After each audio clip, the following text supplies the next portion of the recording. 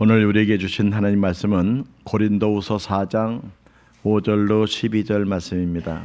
신약성경 289면입니다. 고린도후서 4장 5절 말씀부터 대독하여 읽겠습니다. 우리는 우리를 전파하는 것이 아니라 오직 그리스도 예수의 주 되신 것과 또 예수를 위하여 우리가 너희의 종된 것을 전파함이라. 어두운 데에 빛이 빛이라 말씀하셨던 그 하나님께서 예수 그리스도의 얼굴에 있는 하나님의 영광을 아는 빛을 우리 마음에 비추셨느니라. 우리가 이 보배를 질그릇에 가졌으니 이는 심히 큰 능력은 하나님께 있고 우리에게 있지 아니함을 알게 하려 함이라.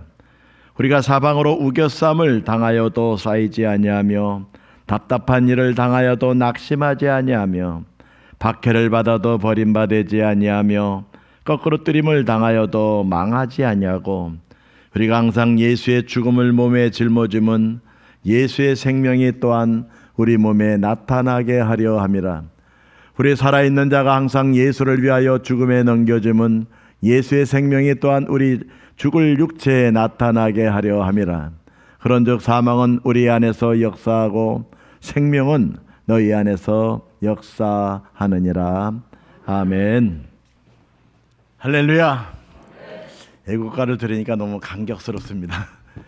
어릴 때 제가 섬겼던 그 교회에서는 강대상에 교회기가 있었고요, 그 옆에 태극기가 있었어요. 그래서 절기 때마다 애국가를 불렀던 기억이 납니다. 애국가는 옛날에 찬송가의 부록으로 있을 정도로 찬송가 일환으로 그 작곡이 됐던 겁니다. 그 후렴 부분에 하나님이 보아서, 우리나라 정부에서 하느님으로 바꿨지만 원래는 윤치호 부분이 지을 때 하나님으로 이름을 윤치호 장로님이.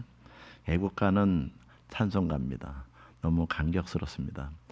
오늘 이 시간에 은혜의 신비라는 그 제목으로 하나님 말씀을 전하는데요, 은혜의 신비를 알려면 고난의 신비를 알아야 됩니다. 그래서 오늘 주제는 고난에 대해서 말씀을 드리려고 합니다. 세상에 있는 그 종교들은 고난에 대해서 자기 나름대로 해석들을 했어요. 불교에서는 이 고난을 인식의 왜곡과 집착에서 비롯된다, 108번뇌란 말도 있지 않습니까? 그리고 유교에서는 고난을 현실에서 해결해야 되는 정치적인 문제로 여겨서 도덕과 인격의 수양을 통해서 백성을 평안하게 함으로써 고난을 해결해야 된다고 그렇게 가르칩니다. 이슬람에서는 이 고난을 율법을 어겨서 발생한 것으로 그렇게 이해합니다. 이슬람 사람들이 잘 쓰는 얘기가 있죠. 인샬라, 신의 뜻대로, 그런 얘기하는데 우리 그 말 너무 악용하면 안 됩니다. 모든 것이 하나님의 뜻이다. 물론 하나님의 뜻은 맞아요. 그러나 우리가 해야 될 것이 있는데 해야 될 것은 하지 않고 하나님 탓만 하는 것은 신앙의 올바른 자세가 아닙니다. 성경은 이 고난에 대해서 어떻게 말하고 있는가? 성경을 잘 다루고 있는 유대인들의 그 토라에서 보면은 고난은 철저히 하나님의 율법을 떠날 때 주어지는 징계로 기록하고 있습니다. 그래서 율법을 철저히 지키면 전무후무한 복을 받지만은 율법을 어기면 전무후무한 저주를 받는다고 이야기합니다. 우리가 잘 알고 있는 신명기 28장을 우리는 축복장으로 알고 있습니다만은 1절로 11절은 축복에 대한 말씀을 하고 있지만 12절 말씀부터 배 이상은 저주에 대한 말씀이 기록이 되어 있습니다. 율법의 충실이 고난의 유무를 결정하는 근거와 기준이 된다는 것이 신명기적인 법칙이에요. 그러나 이 신명기의 법칙이 욥기를 지나면서 바뀌게 됩니다. 욥기와 시편에서는 죄 때문이 아닌 새로운 종류의 고난이 등장합니다. 그것은 바로 의인의 고난입니다. 이 의인의 고난은 어디까지 이어지냐? 예수 그리스도의 십자가와 예수님의 제자들 그리고 초대교회까지 이어집니다. 하나님은 고난 안에 어떠한 은혜의 신비를 담아 두었고, 하나님의 자녀들은 고난에 대해서 어떻게 대해야 할 것인가, 이것이 오늘 말씀을 드리고자 하는 주제의 말씀입니다. 사도 바울은 오늘 본문에서 고난의 신비에 대해서 증거합니다. 하나님은 예수 그리스도를 통한 구원의 길을 이 세상에 밝히 보여주셨습니다. 바울은 이 고난을 고린도 교회에 전하면서 복음을 위해서 자기가 교회의 종이 되었음을 고백합니다. 이 종이란 말을 우리가 통해서 느낄 수 있는 것은 노예죠. 노예는 주인이 시키는 대로 해야 됩니다. 힘들어도 해야 되고 고난이 닥쳐도 해야 되고 죽도록 충성해야 됩니다. 그런데 구원의 소식인 복음이 증거되는 방식은 영광이 아닌 고난이라고 성경은 말씀하고 있습니다. 고난에는 인간의 죄나 연약함, 실수로 인해 당하는 것도 있지만은 복음을 전하게 하시려고 하나님께서 허락하시는 고난도 있습니다. 그런 의미에서 은혜의 신비는 무엇일까? 고난의 신비를 재해석함으로써 우리가 그 메시지를 한번 찾고자 하는데, 첫 번째는 오직 예수 그리스도만 구원하실 수 있습니다. 할렐루야. 사도 바울이 복음을 많이 전했어요. 바울의 그 전도 여행을 따라가 보면 굉장히 바울이 수고를 많이 한 것을 알 수가 있고 많은 고난이 뒤따랐다는 것을 알 수가 있습니다. 그래서 바울을 시샘하는 자들은 바울은 사도가 아니다라고 얘기하는 분이 있어요. 왜냐하면 예수님 살아생전은 예수를 안 믿었기 때문에. 그러나 그가 예수님을 만났기 때문에 그런 사도가 될 수가 있었고, 이방인의 사도로 부름을 받았고 가는 곳마다 복음을 전했고 교회가 세워졌는데, 그것을 시샘하는 자들이 있었어요. 그래서 바울의 사도성을 시비 거는 자들이 있었는데, 거기에 대해서 바울은 5절 말씀에 이렇게 얘기합니다. 우리는 우리를 전파하는 것이 아니라 오직 그리스도 예수의 주 되신 것과 또 예수를 위하여 우리가 너희의 종된 것을 전파함이라. 아멘. 바울이 전하는 건 두 가지였습니다.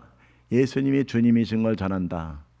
우리는 주님의 종이라는 것이다. 예수를 위해서 너희를 섬기는 종일 뿐이다. 그렇게 바울은 이야기합니다. 모든 구원은 주님이 이루시는 것이고 자신들은 쓰임을 받은 종에 불과하는 것을 바울은 증언하고 있습니다. 구원은 복음의 주체이신 주님께 속한 것이고 자신들은 단지 도구에 지나지 않는다는 것이 바울의 겸손한 모습입니다. 복음을 전하다 보면은 믿지 않는 사람도 있겠죠.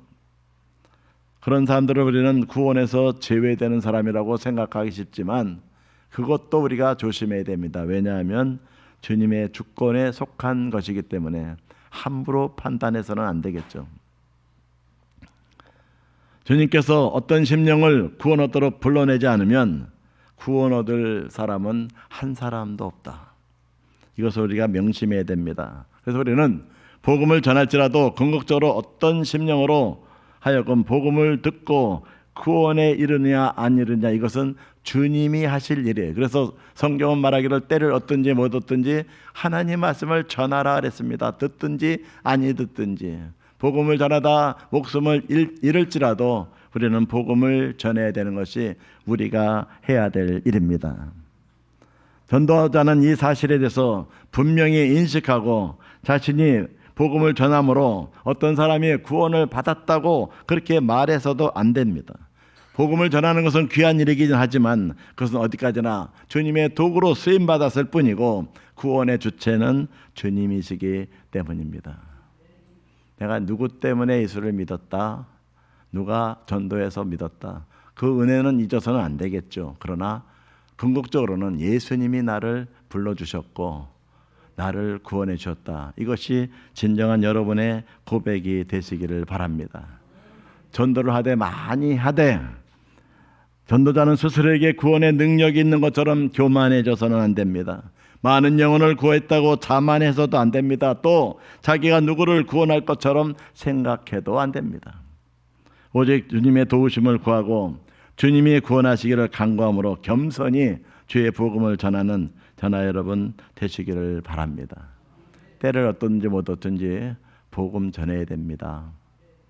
내가 전하는 이 전도지 한 장으로 다음 복음 및 전파로 누군가가 구원받을 수 있다는 거 우리는 잊지 말아야 됩니다.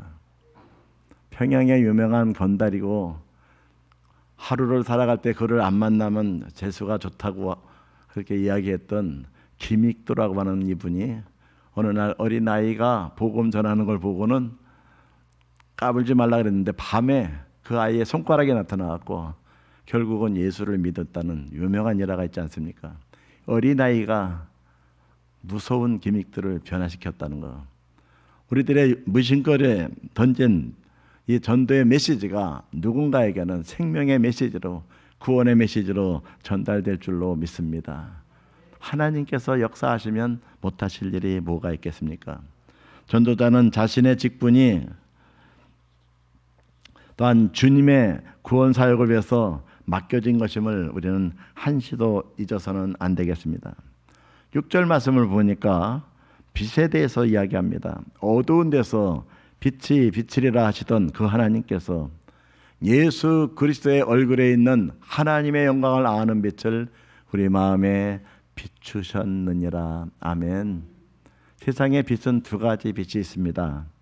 창세기 1장 3절에 나오는 하나님이 빛이 있으라 할 때 생겨난 이 빛, 이 빛은 사물을 분반하는 그러한 빛, 제1창조의 빛입니다. 그 다음에는 영적인 빛이 있는데 이것은 제2창조의 빛입니다. 이는 예수 그리스도가 지니신 하나님의 모습을 알아볼 수 있는 빛입니다. 이는 성도를 창조하시는 빛입니다. 즉 사울이 다메섹 도상에서 받은 빛이기도 합니다. 사도행전 9장 3절 말씀을 보면 사울이 길을 가다가 다메섹에 가까이 이르더니 호련히 하늘로부터 빛이 그를 둘러 비치느니라. 아멘. 이 빛을 받고 예수님의 음성을 들었죠. 사울아 사울아 내가 어찌하여 나를 핍박하느냐. 주여 네 신이니까 나는 내가 핍박하는 나사렛 예수다. 그 뒤에 말을 보면 주여 내가 무엇을 하리까. 네가 이방인의 사도가 되어라. 부르심을 받고 그는 사도가 됩니다. 이 빛으로 인해서 사울의 무지한 영안이 열려서 예수 그리스도께서 바로 하나님이라는 이 사실을 그는 알게 되고 사도 바울로 부름을 받고 쓰임을 받게 됩니다. 그렇다면 하나님은 어떤 방식으로 그리스도 예수를 통해서 하나님을 아는 빛을 우리에게 비추셨을까요? 여러분, 하나님 말씀을 듣고 아멘 한다는 것은 여러분 마음속에 바로 그 빛이 임했다는 것입니다. 그건 어떻게 알 수 있고 어떠한 빛이 비쳤을까? 그것은 바로 성령을 통해서 우리 가운데 비춰졌습니다. 고린도전서 2장 12절 말씀 보니까 우리가 세상의 영을 받지 아니하고 오직 하나님으로부터 온 영을 받았으니 이는 우리로 하여금 하나님께서 우리에게 은혜로 주신 것을 알게 하려 하심이라. 아멘. 은혜로 주신 것을 알게 하려 합니다. 은혜로 주신 게 뭡니까? 믿음이죠. 또한 구원함이죠. 불신자들은 이 제2의 창조의 빛, 즉 재창조의 빛을 받지 못했기 때문에 예수님을 구주로 고백할 수가 없습니다. 그러나 우리는 재창조의 빛을 받았기에 예수 그리스도를 구주로 고백할 수 있으니 얼마나 감사한 일입니까? 가장 크게 감사해야 될 것이 하나님께서 내게 믿음을 주시고 창조의 빛을 줘서 예수님을 구주로 영접할 수 있게 하셨다는 것을 감사할 수 있기를 바랍니다. 핍박자 바울이 다메섹 도상에서 하늘로부터 오는 빛을 보고 전도자로 변한 것만이 은혜가 아닙니다. 우리의 죽었던 영혼에 빛을 비춰 그리스도를 통해서 하나님을 알고 그를 믿어 구원에 이른 것, 이것도 역시 동일한 은혜입니다. 천국 올라가면은 예배 드리는 곳이 바로 천국이라 했죠. 어떤 곳을 찬양해야 될 것인가? 나 같은 죄인 살리신 주 은혜 놀라와. 아마 그 찬양을 부르지 않을까. 끝없이 찬양하면서 하나님께 감사하는 것이 바로 천국이 아니겠습니까? 나 같은 죄인, 죄로 인해서 죽을 수밖에 없고 멸망당할 수밖에 없는 나를 불쌍히 여기고 사랑하셔서 믿음 주시고 하나님 자녀 삼아 주시고 구원해 주셨음이 얼마나 감사한 일입니까? 끝없이 감사할 수 있는 여러분 되시기를 바랍니다. 사도 바울은 감격에 겨워서 사도의 직분을 감당했지만은 바울을 중상모략하는 사람들이 있었어요. 거기에 대해서 바울은 증언합니다. 나는 내가 주님께 사도 됐다는 것 그거 하나를 전파할 뿐이고 나의 예수님이 주님이라는 것 그것만 전파할 뿐이다. 수많은 중상모략 가운데서 바울은 그러한 믿음을 가지고 극복하고 일을 했습니다. 하나님께서 내게 사도의 직분을 주신 이 사실을 확신하면서 어떤 상황에서도 낙심치 않고 사역을 했습니다. 그와 같이 저나 여러분들도 하나님께서 주신 그 직분을 받아 일할 때에 그것이 하나님께서 주신 것임을 확신하고 어떠한 상황에서도 낙심치 않냐고 충성하는 여러분 되시기를 바랍니다. 저는 자녀들한테 어릴 때 그런 질문을 받은 적이 있어요. 아빠는 목사가 된 것을 후회한 적이 있냐고. 나는 없다. 너무나도 감격스럽게 감사하고 있다. 그랬더니 그 아이들이 커서 뭐라 그런지 압니까? 아빠가 목사로 있어준 거 감사해요. 철들어서 그런 얘기 하더라고요. 어릴 때는 왜 아빠가 목사가 됐어요? 딴 거 하면 안 되냐고. 힘들었나 봐요, 자기들 나름대로. 그러나 지금은 아빠가 목사로 남아주셔서 감사해요. 목사로 은퇴하심을 감사해요. 그런 감사의 말을 듣고 있습니다. 여러분, 하나님께서 우리에게 주신 그 직분은 너무나도 소중한 직분입니다.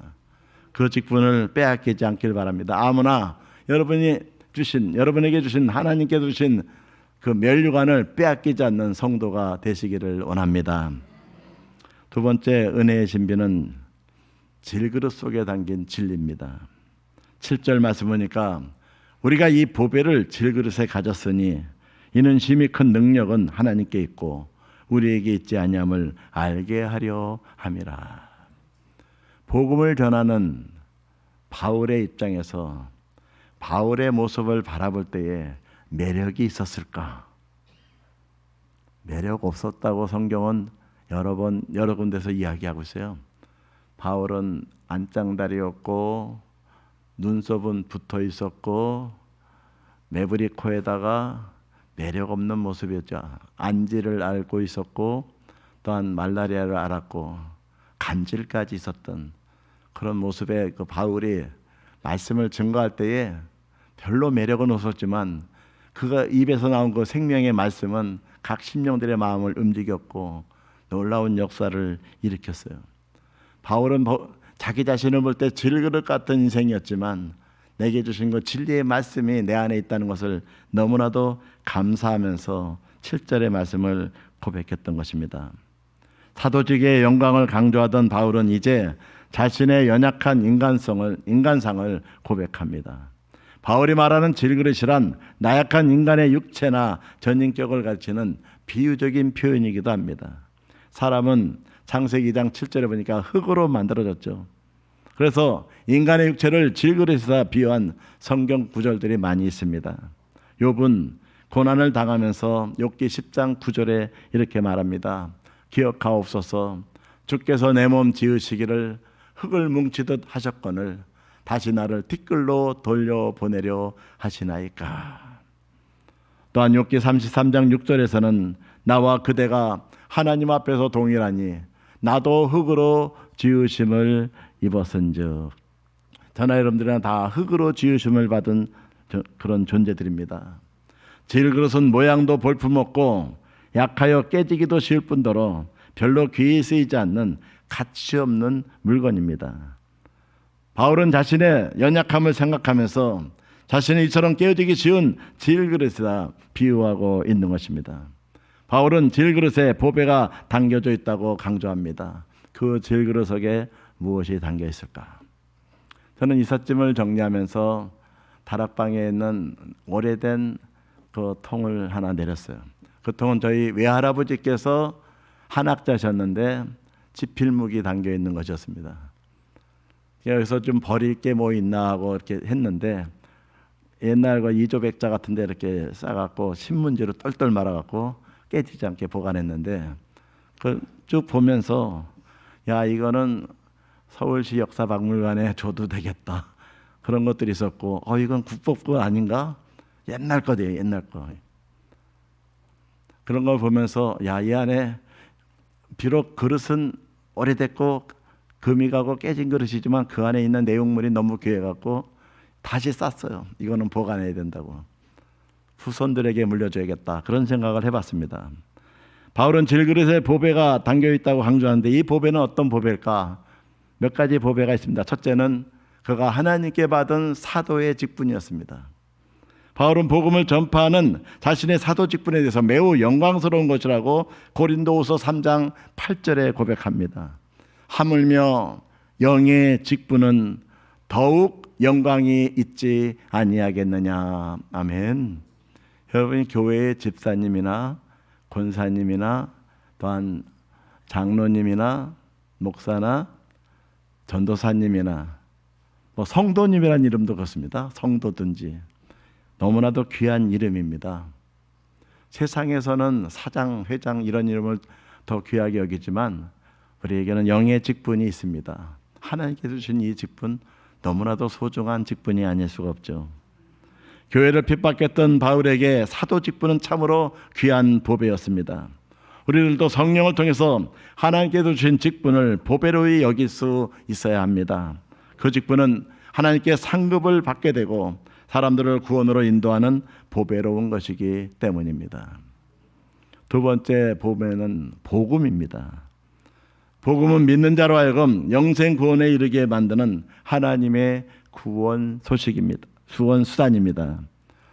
이것을 알게 하고 전하게 하시니 이는 참으로 보배로운 것이라고 할 수 있겠습니다.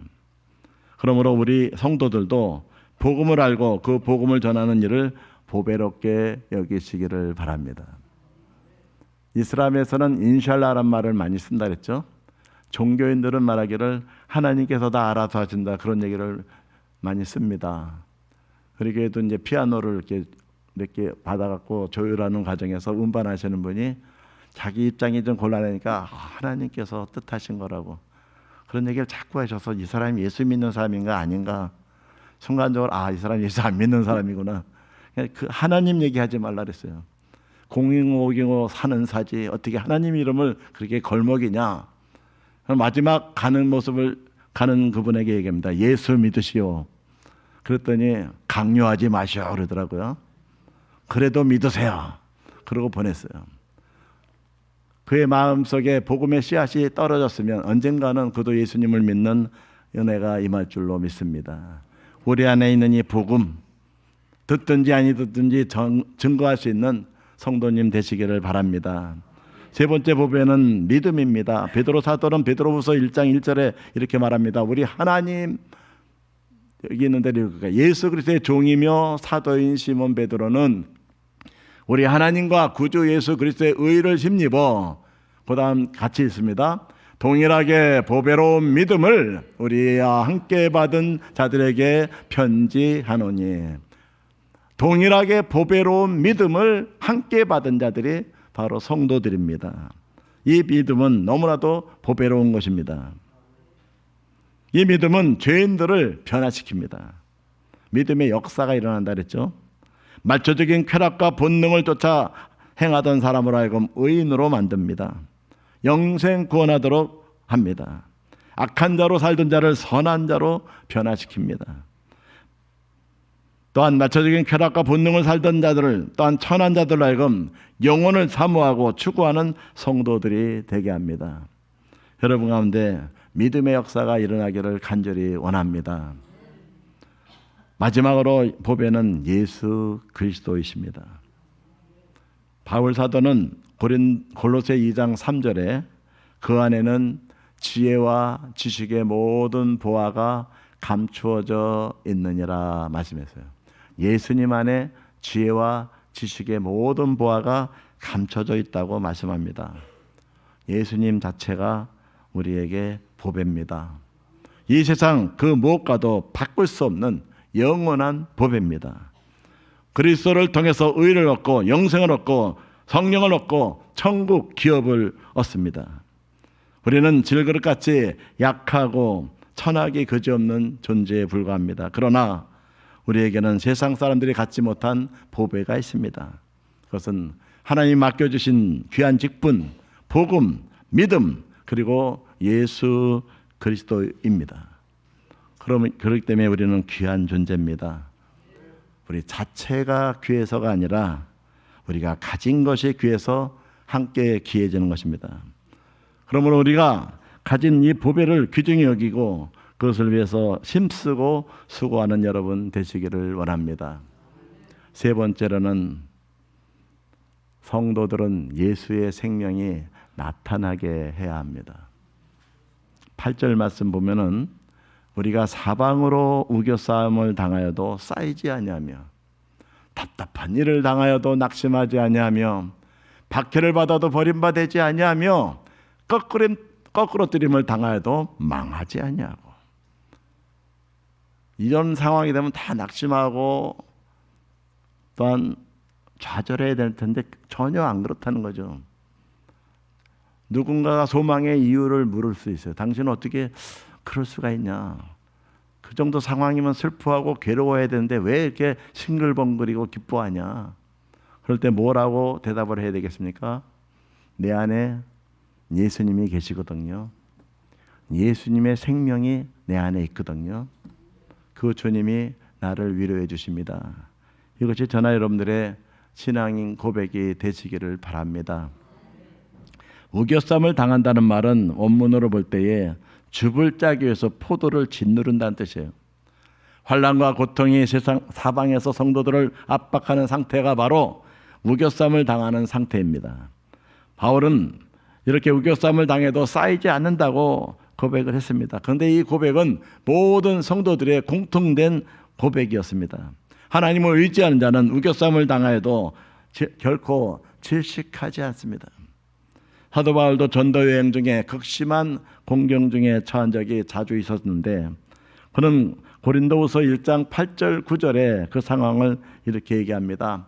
형제들아, 우리가 아시아에서 당한 환난을 너희가 모르기를 원하지 아니하노니 심에 겹도록 심한 고난을 당하여 살 소망까지 끊어지고 우리는 우리 자신이 사형 선고를 받은 줄 알았다. 얼마나 힘들었으면 이런 고백을 했겠어요. 근데 그 뒤에 나온 말을 보면 이는 우리로 자기를 의지하지 말고 오직 죽은 자를 다시 살리시는 하나님만 의지하게 하심이라. 부활신앙으로 십자가의 고난을 함께 동참하면서 이겨나간 것을 볼 수가 있습니다. 고린도후서 7장 5절 말씀에도 보면 우리가 마게도냐에 이르렀을 때에도 우리 육체가 편하지 못하였고 사방으로 환난을 당하여 밖으로는 다투며 안으로는 두려움이었노라고 고백합니다. 이렇게 많은 고백 끝에 그는 고린도후서 1장 5절에 이렇게 고백을 합니다. 우리 한번 같이 읽겠습니다. 그리스도의 고난이 우리에게 넘친 것 같이 우리가 받는 위로도 그리스도로 말미암아 넘치는도다. 아멘. 예수 그리스도로 말미암아 넘치는 위로를 받는 저나 여러분 모두가 되시기를 바랍니다. 주님만 나와 동행하신다면 무엇이 두렵겠습니까? 그리스도께서 이 모든 문제를 해결해 주시고 위로해 주셨다고 바울이 고백했듯이 우리에게도 이것이 우리의 고백과 간증이 되기를 원합니다. 우리가 신앙생활 하다 보면 사명 초과의 상황에 직면할 때가 있습니다. 그럴 때 절망하지 마시고 어디를 보라고요? 위를 보시기 바랍니다. 위에 계신 그리스도를 바라보십시오. 우리의 보호자 되시는 하나님 아버지께 간구하십시오. 그리하면 하나님 아버지께서 우리를 구원해 주실 것입니다. 하나님을 의지하는 성도는 우겨쌈을 당해도 결코 쌓이지 않음을 믿으시기를 바랍니다. 10절 말씀에서 사도 바울은 성도의 존재 양식을 독특하게 증언했습니다. 우리가 항상 예수의 죽음을 몸에 짊어짐은 예수의 생명이 또한 우리 몸에 나타나게 하려 함이라. 여기서 예수의 죽인 것은 십자가죠. 그것을 몸에 짊어진다는 것을 뭘 말합니까? 우리가 예수 그리스도의 고난에 참여한다는 것을 말합니다. 즉 예수 그리스도의 고난에 참여하는 성도만이 예수님의 생명을 나타날 수 있다는 그것을 말해주고 있는 것입니다. 그러면 그리스도의 고난에 참여하는 생활은 어떤 생활일까요? 딴 데 가서 어려운 데서 찾지 마시고 가까운 데서 찾으시기 바랍니다. 그것은 먼저 교회를 위한 수고와 봉사를 가르칩니다. 빌립보서 2장 17절 보면 만일 너희의 믿음의 재물과 섬김 위에 내가 나를 전제로 드릴지라도 나는 기뻐하고 너희 무리와 함께 기뻐하리니라고 말하고 있어요. 교회는 그리스도의 몸입니다. 그러므로 교회를 위하여 수고하고 봉사하는 것이 곧 그리스도의 남은 고난에 참여하는 일입니다. 교회가 힘들고 어려워도 내가 그리스도의 고난에 참여하는 마음으로 교회를 위해서 봉사하고 희생하시는 여러분 되시기를 바랍니다. 베드로가 불타는 노마를 뒤로하고 도망갈 때에 예수님이 베드로를 만나셨죠. 그 만난 그 장소에 제가 저녁 때 한번 간 적이 있어요. 예수님이 이쪽에서 오셨고 베드로는 이쪽에 있고, 그때 베드로가 물어보죠. 호바데스 크리에, 주여 어디로 가시나이까?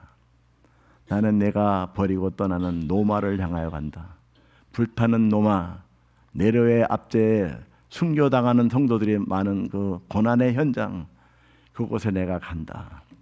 베드로는 거기서 울면서 회개하면서 얘기합니다. 주여 그리 마옵소서, 제가 가겠습니다. 그는 노마에 가서 십자가에 거꾸로 십자가에 못 박혀 순교를 당함으로써 노마 교회의 기초를 이뤘습니다. 그의 이름은 하늘의 별과 같이 빛나는 이름으로 기억될 것입니다. 하나님께서는 그의 순교와 헌신의 수고를 기억하실 것입니다. 이 땅의 교회를 잘 섬길 수 있는 여러분 모두가 되시기를 바랍니다.